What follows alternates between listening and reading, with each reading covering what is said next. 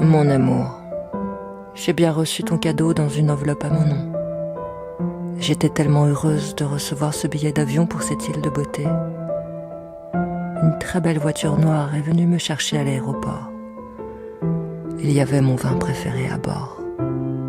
J'étais au comble du bonheur. La villa dans laquelle on m'a déposée avait l'architecture d'un rêve, mais chaque jour davantage le parfum de l'absence. C'est alors que le vent s'est levé à mesure que mon attente de toi grandissait.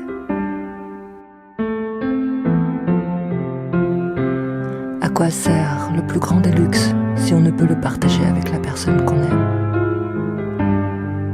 Alors, je me suis transformée. La femme que tu as connue est devenue une autre. L'adversaire d'un combat sur un ring imaginaire. Un combat déséquilibré. Un combat perdu d'avance. Car on ne peut pas se mesurer à quelqu'un qui a déclaré forfait.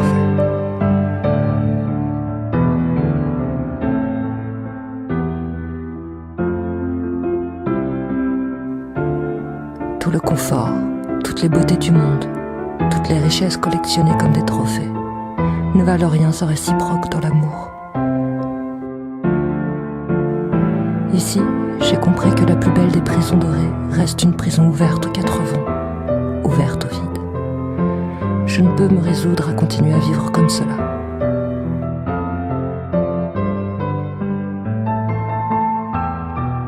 Lorsque tu recevras ce message, il sera trop tard.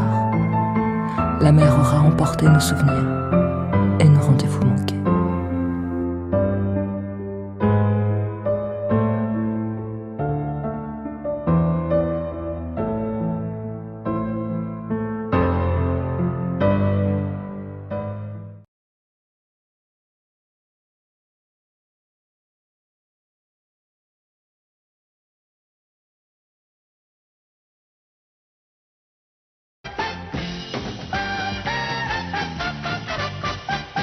La main-d'œuvre masculine faisant défaut, les femmes se mirent au travail, accomplissant les tâches aussi consciencieusement, aussi parfaitement et aussi rapidement que les hommes.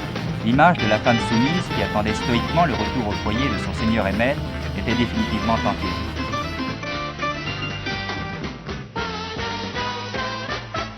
Il a pensé à toutes celles-là, les femmes qui travaillent, que ce soit à l'usine ou au champ.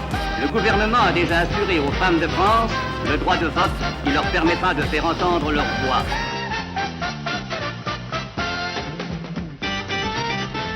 Madame, savez-vous que cette année a été l'année de l'émancipation de la femme mariée? Oui, je suis un peu au courant.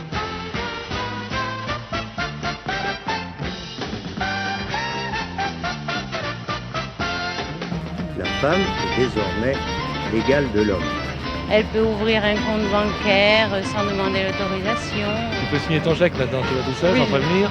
La femme peut gérer ses biens, c'est-à-dire si elle possède soit des immeubles ou des propriétés, elle peut les faire sans l'avis de son mari. Pour l'autorité dans la famille, le mot participation a tout son sens.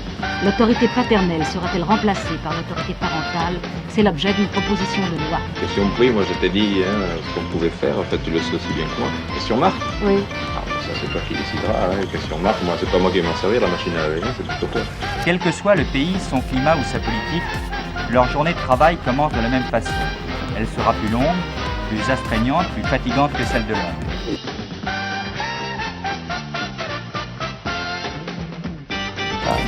Non, c'est pas juste parce qu'une femme elle fait son travail. Elle a quand même 2 journées. Alors qu'un homme, quand il rentre, il s'assoit, puis il veut pas savoir, il veut manger.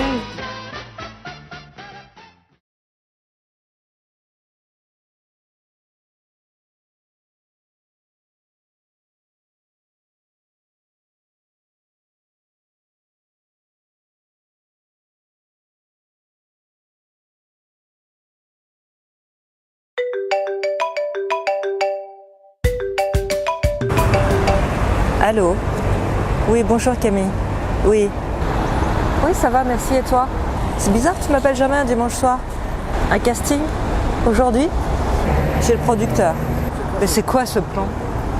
C'est quoi ce plan? C'est n'importe quoi. Non, je remets pas en question ton travail, mais bon, écoute, tu m'appelles jamais un dimanche soir, c'est pour ça. Je connais pas beaucoup de nanas qui bossent un dimanche soir chez le producteur, mais écoute, je vais aller voir quand même. Comment ça? Bien sûr que je veux bosser, mais pas dans n'importe quelles conditions, tu vois, dimanche soir à 19h30. Ok, bah je vais aller voir. J'espère juste que c'est pas un plan galère. Ok, bisous, je t'embrasse.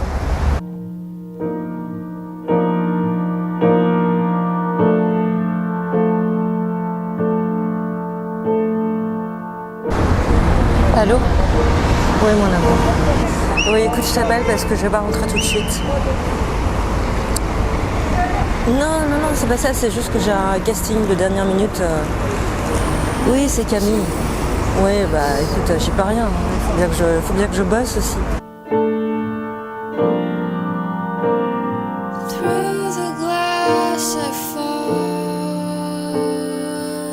Si en plus tu le prends comme ça, franchement, je suis vraiment toute seule. C'est vraiment pas sympa.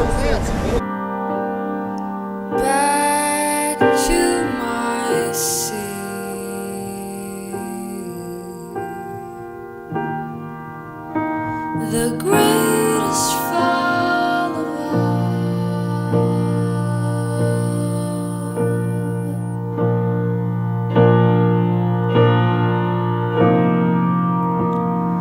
Back to the sea.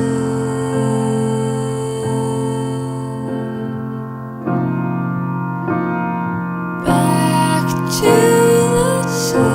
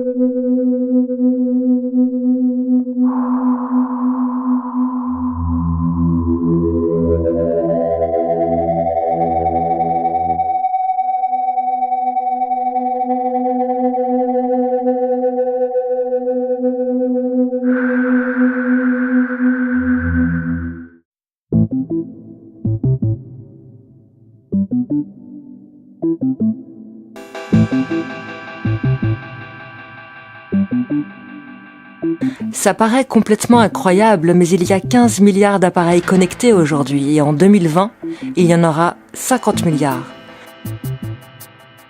Alors avec mes lunettes magiques, qui ont le don de voir toutes vos données personnelles, j'ai décidé de regarder tout cela d'un peu plus près à Paris.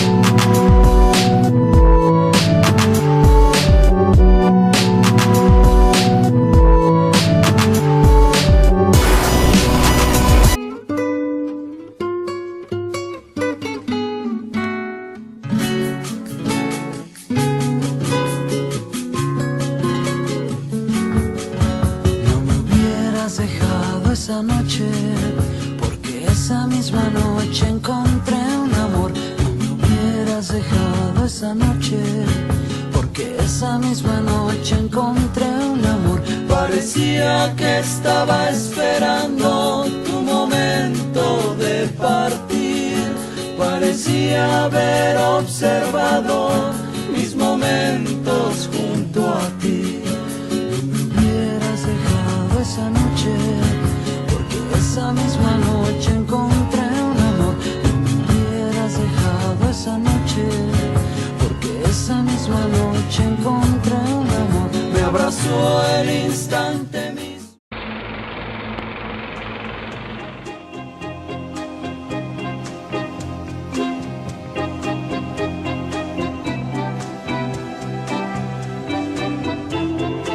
J'ai pas envie de faire ton film, j'ai envie de faire pipi.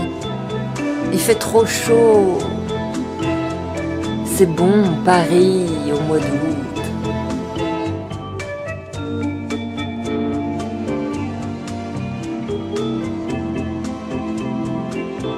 Ah, j'adore cette ville sans les Parisiens.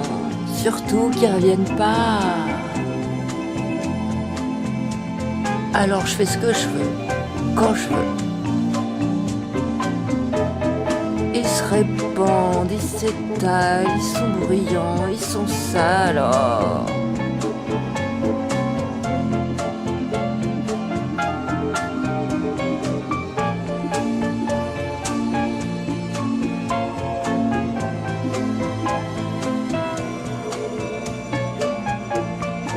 Pourquoi j'ai les cheveux aussi longs? Moi, je pense que le cheveu, il a une pensée politique. Les beatniks ont les cheveux longs. Les nazis ont les cheveux rasés.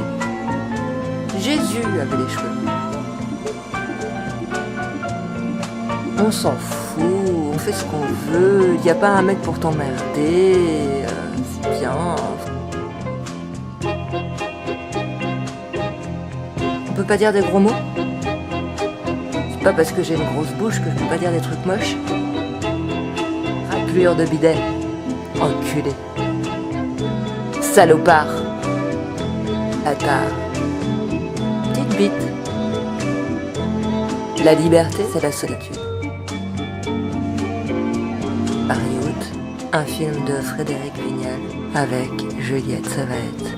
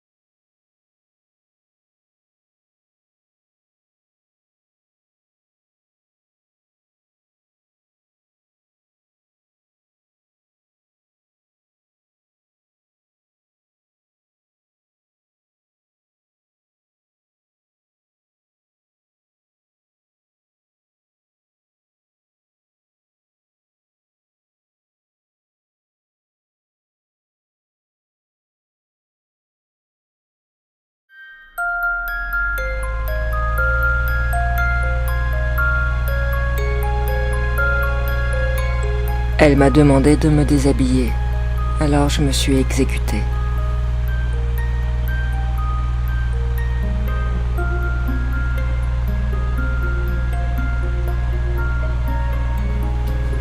La nudité n'est en aucun cas un frein à la vérité, bien au contraire.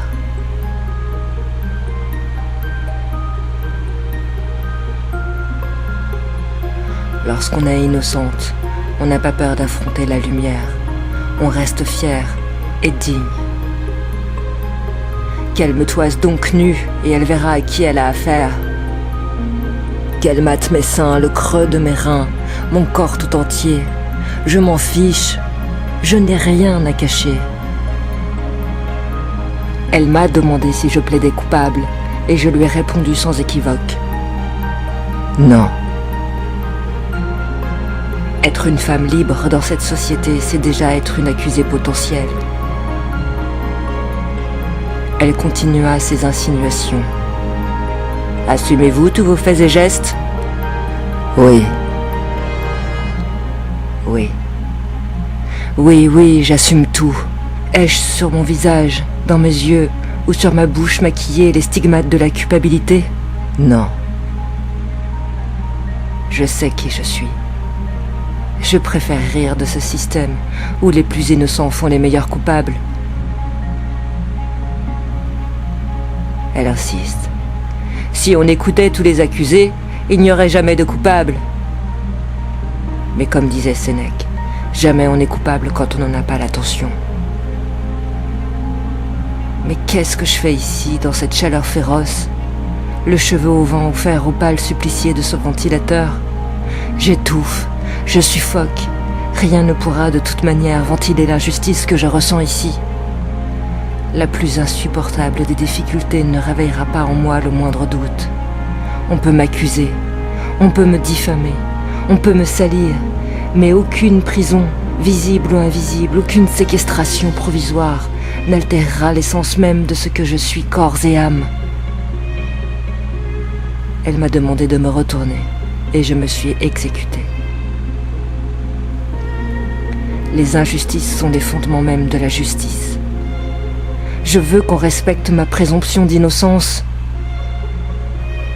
Pourquoi vous me regardez comme ça? La justice des hommes, c'est 6000 ans d'erreurs judiciaires. Alors, le ventilateur peut continuer à tourner et tourner encore.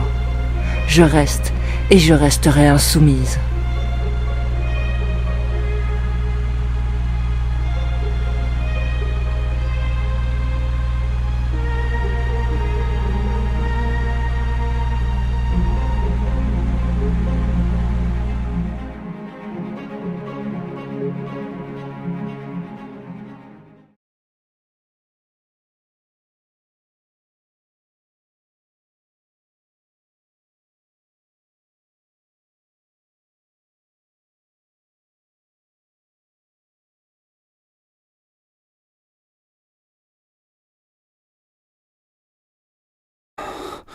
I don't quite remember when it started.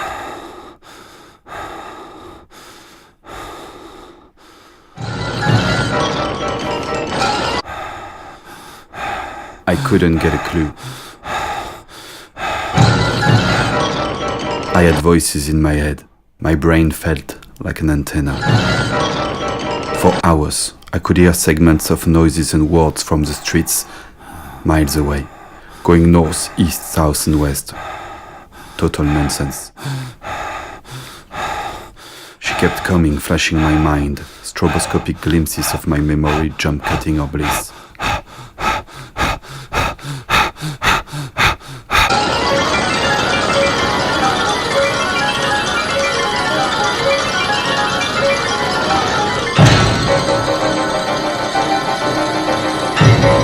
And then, screams and insults, restrained orders, voices nailing my soul. My brain was damaged, with an open door to a legion of demons. Sometimes it felt calm, but those voices were coming again. Like from within a tunnel very far, far, far away. Coming, coming, coming so close to me, crawling inside of me, inside my skull. I tried everything to escape.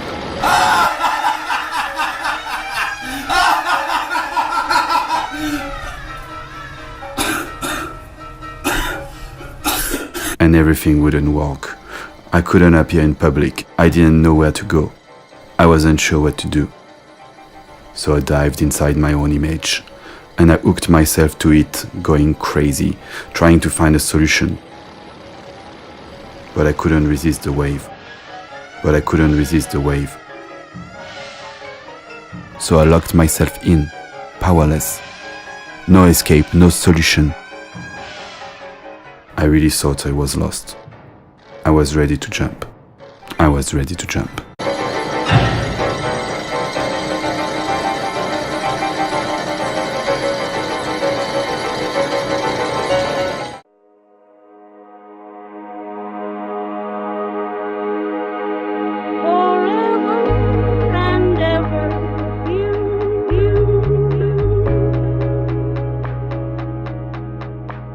You took mine, ever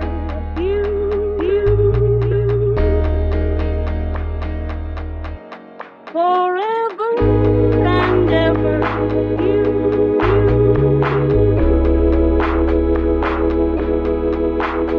you took mine, ever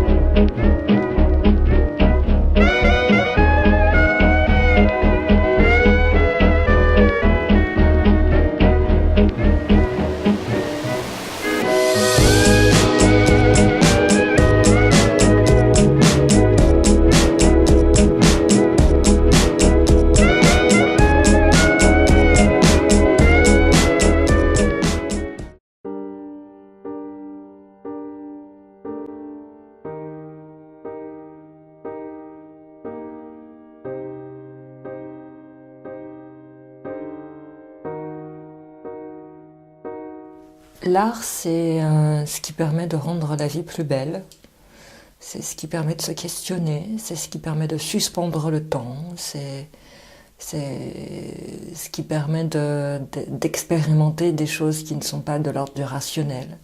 C'est ce qui permet de chercher par soi-même des nouveaux langages. J'ai fait un long travail d'introspection, de travail d'atelier. J'ai parcouru des situations où je suis allée au bout de moi-même dans des recherches de non-limites physiques et intellectuelles.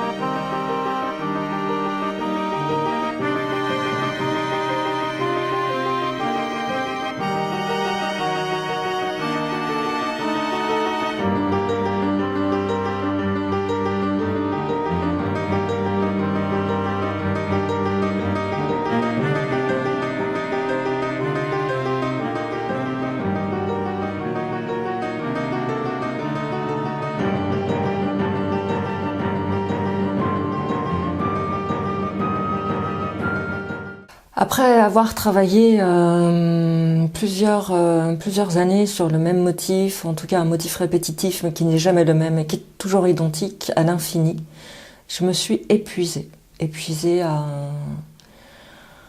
vouloir transmettre quelque chose, à une espèce de réflexion, de méditation sur le propre support du dessin, de l'écriture, quelque chose qui se renouvelle comme le temps, comme la respiration. Voilà, je me suis enfermée dans quelque chose comme ça, où j'étais vraiment dans une espèce d'isolement.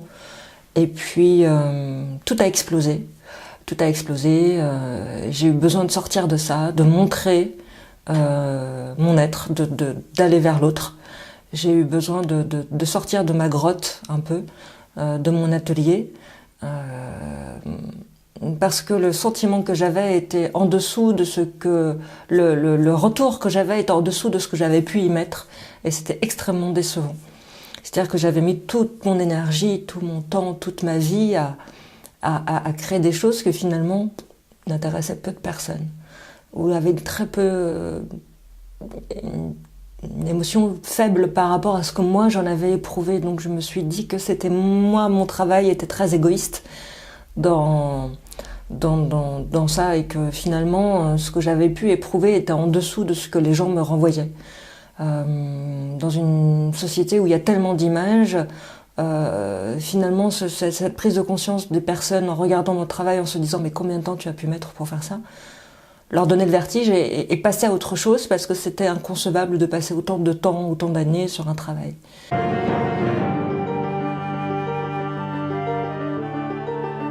Une toile pouvait se faire en un an, entre 8 et 10 heures par jour, dans une espèce d'ascétisme, de conviction, d'énergie, où j'ai pu tout donner. Et finalement, si c'est pas partagé, est-ce que ça existe vraiment? J'ai voulu avoir un langage plus accessible. Et je trouve qu'on est dans une société de photos. Dans une société où finalement tout le monde est photographe, tout le monde prend des photos, Instagram, Facebook, voilà, on est pris par ça. Et une photo est beaucoup plus rapide à faire qu'une toile. C'est une image instantanée. J'ai voulu mélanger les deux. J'ai voulu mélanger et mon image, ce que je suis au quotidien, ce que je pouvais vivre, et mon dessin, le dessin que j'avais pu faire, travailler pendant des années, mais sans m'épuiser, sans que ça devienne quelque chose de l'ordre de la méditation comme je l'avais pu le faire. J'ai voulu que ce soit plus ludique, plus joyeux, plus dans le partage. Donc je suis sortie de cet atelier, de la grotte comme je l'appelais, de cette caverne où je me suis cachée, pour travailler, pour essayer de m'ouvrir au monde en tant que personne, en tant que femme, et d'être dans un monde où je rencontre les autres, mais aussi où je peux exprimer ce que j'ai pu apprendre pendant toutes ces années où j'ai travaillé, et finalement qui n'intéressait personne, ou très peu de gens. Je suis très sensible à la mode, à la féminité, à l'identité, et j'aurais pu travailler sur d'autres personnes, mais finalement Travailler sur une toile ou travailler sur soi, c'est presque un peu plus intime, travailler sur soi. Donc c'est un moyen pour moi de sortir de l'atelier, d'aller vers l'autre, de vivre, d'être photographié dans ma vie par l'homme que j'aime, d'être photographié parce qu'il est photographe, donc d'être photographié au quotidien, en laissant confiance à l'autre, puisqu'on partageait les mêmes choses, de figer cet instant et de me le réapproprier en étant moi mon propre support ou en étant finalement mon travail c'est moi, donc en étant mon propre support et en dessinant sur mon visage ou sur mon corps comme étant aussi le reflet de ce que je pouvais être à l'intérieur mais qui pouvait se renvoyer à l'extérieur.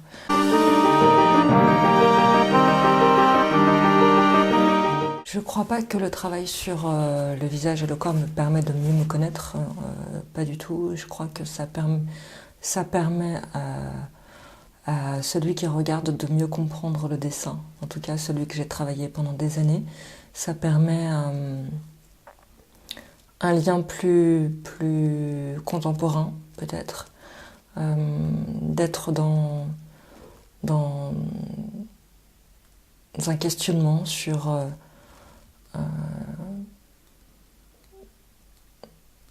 qu'est-ce que ça veut dire, pourquoi c'est toujours la même femme, pourquoi c'est toujours son visage, pourquoi c'est toujours son corps, mais c'est jamais vraiment son même visage, c'est jamais la même situation, c'est jamais vraiment le même dessin, mais c'est toujours un peu la même technique. Ça permet pas de moi de mieux me connaître, ça permet à l'autre de mieux recevoir peut-être, ou en tout cas de s'interroger. J'ai appris à désapprendre. J'ai appris à lâcher prise, j'ai appris à prendre des risques, j'ai appris à perdre, j'ai appris à rebondir, j'ai appris à être plus dans le fugitif, à capter les choses de manière plus rapide. J'ai appris la rapidité. Il y a beaucoup moins de souffrance dans mon travail. Il y a beaucoup moins d'enfermement. Il y a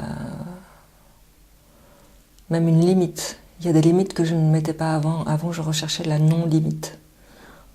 Aujourd'hui, je m'amuse à mettre des limites. Et c'est le corps qui devient une limite.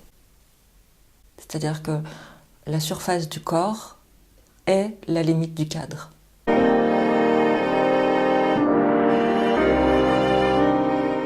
Ça change le travail dans sa temporalité, ça change la respiration du travail, ça change mon rapport au travail, ça change mon lien avec cette idée d'enfermement. Alors, est-ce que d'avoir un physique hors norme, ça nourrit quelque chose de différent ? Je crois que le physique hors norme, c'est l'autre qui dit qu'il est hors norme. Moi, je ne le considère pas comme hors norme, je le considère comme propre à ce que je veux être, à ce que je me sens. Je me sens en accord avec moi. À partir de là, je ne comprends pas quand on me dit que c'est hors norme. Je ne comprends pas quand on me dit que des cheveux trop longs, c'est hors norme. Je ne comprends pas ça. Je ne me pose même pas la question. En revanche, aujourd'hui, je l'assume davantage. Et je m'en amuse même. J'ai refusé quand j'étais jeune de mettre mon physique en avant au lieu de mon travail artistique. Je n'en regrette pas ce choix. Aujourd'hui, j'ai beaucoup plus de facilité à le faire et je m'en amuse même parce que je sais que ce n'est pas les mêmes conditions, ce n'est pas le même âge, ce n'est pas les mêmes attentes. Et que c'est une histoire d'années où je peux m'amuser à ça parce que j'ai fait le travail mental qui me permet de savoir qui je suis vraiment. Faire le chemin inverse, c'est-à-dire travailler le physique, utiliser son physique pour pouvoir gagner de l'argent sans nourrir l'intellect, m'aurait profondément attristé. Aujourd'hui, sachant que je me suis nourrie intérieurement, je prends ce travail comme un jeu, le travail de photo, le travail de mannequinat, le travail de comédienne comme un jeu, comme une respiration et comme pas du tout un danger. Parce que j'ai mon travail artistique qui fait que je me sens solide et que je sais ce que j'ai fait et je sais quel parcours j'ai eu et ce qu'il m'a fallu comme temps et comme énergie pour atteindre ce que j'ai atteint aujourd'hui.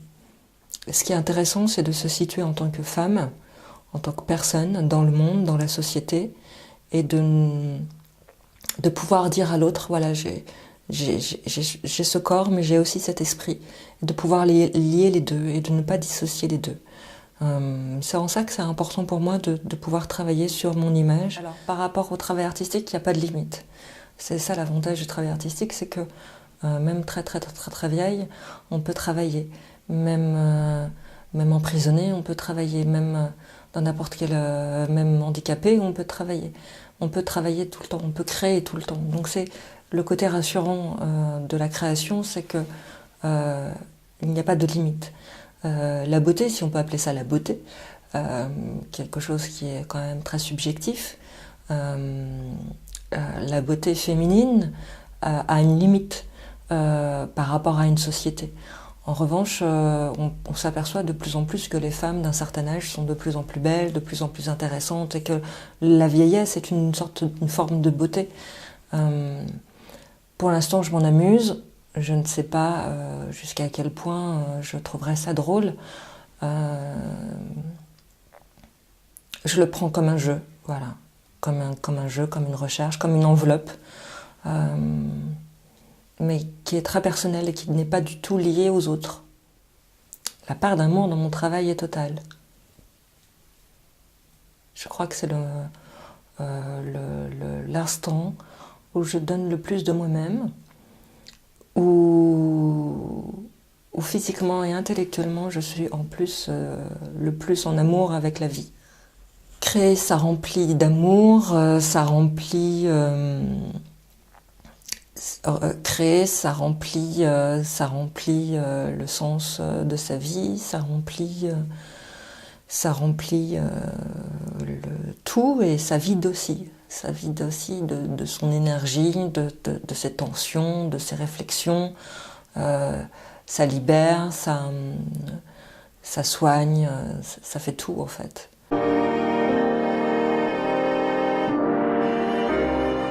Je pense que ce qui est important de se demander, c'est qu'est-ce qui fait que l'autre est dérangé par ce dessin sur le visage, qu'est-ce qui fait que ça peut être un questionnement. Est-ce que c'est le visage de la personne? Est-ce que c'est le dessin? Est-ce que finalement, ce côté narcissique, que les gens se posent la question, est-ce que c'est du narcissisme? Est-ce que finalement le narcissisme, ce n'est pas... de ne pas montrer ça, je ne sais pas. Le tatouage aujourd'hui est comme une mode. Je vis pas mon travail comme une mode, même si je travaille sur un physique qui peut avoir un rapport à la mode, mais je m'interroge sur ça justement. Est-ce que le tatouage a le même sens que le tatouage maori? Est-ce que voilà, on se réapproprie un peu ça comme étant une mode, sauf que c'est ancré dans le corps. Oui, c'est toujours très difficile de parler de son travail parce qu'on aimerait tellement, en quelques mots, pouvoir résumer toutes ces années de recherche. C'est extrêmement frustrant de résumer ça en quelques lignes. Moi, ce qui m'intéresse, c'est de travailler sur l'intérieur et l'extérieur. L'intérieur étant ma pensée, c'est-à-dire la pensée créatrice, celle qui m'a permis de développer cette démarche artistique depuis tant d'années. Et puis, l'image de soi, c'est-à-dire le soi dans le monde. Je suis une femme de tel âge. Je suis sensible au double sens, c'est-à-dire montrer ce qu'on est physiquement et montrer ce qu'on est à l'intérieur, d'assumer les deux. On a le corps, on a l'image, et puis on a ce qu'il y a à l'intérieur, ce qui a fait que depuis des années, je travaille dans cet atelier et que je n'ai pas réussi à montrer ce travail, ou en tout cas de ne pas avoir cette intensité avec les gens. C'est l'intensité de la recherche et en même temps le plaisir, le jeu dans l'image, le jeu dans la photo, le plaisir, le partage, tout en étant là un artiste dans un monde.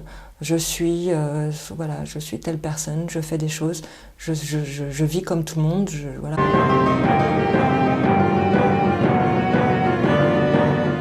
Il y a un jeu subtil entre l'intime et le public, sans en donner vraiment les codes. J'offre des choses qui font partie de mon intérieur et qui font partie de mes recherches, de manière peut-être plus accessible, plus libre que ce que je faisais sur des toiles.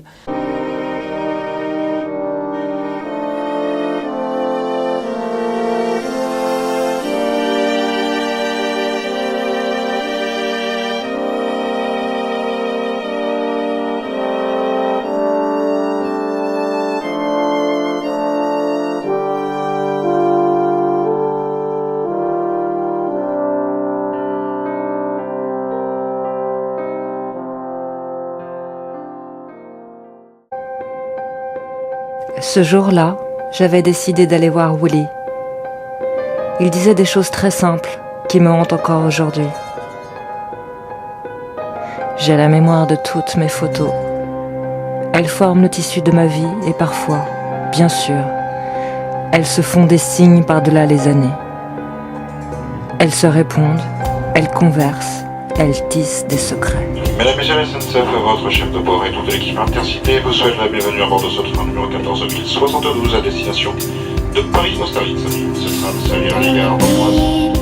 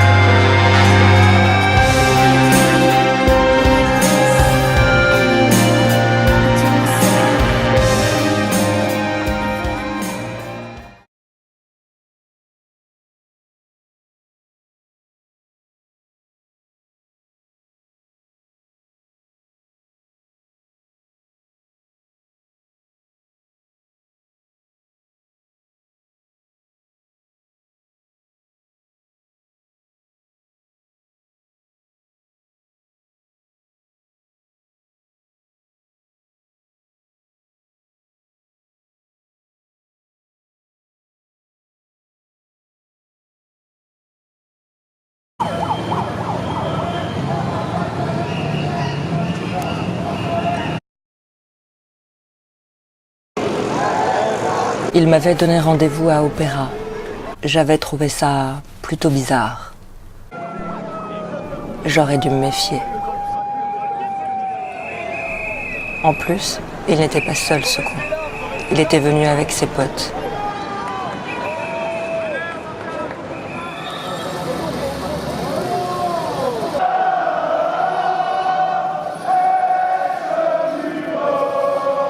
lorsqu'on craque pour un type, on devrait tout de suite lui demander sa couleur politique. Lui, il était rouge, mais alors rouge de chez rouge. J'aurais dû me méfier.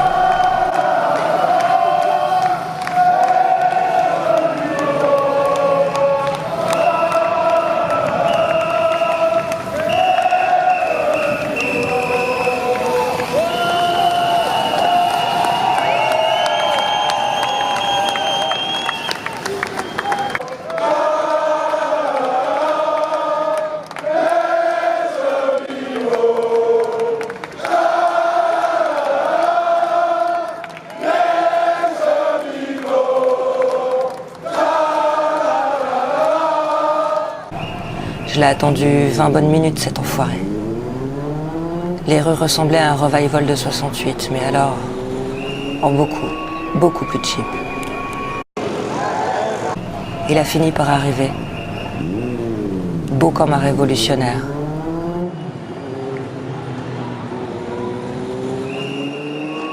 Quoi qu'on en dise, l'amour est toujours une lutte des classes.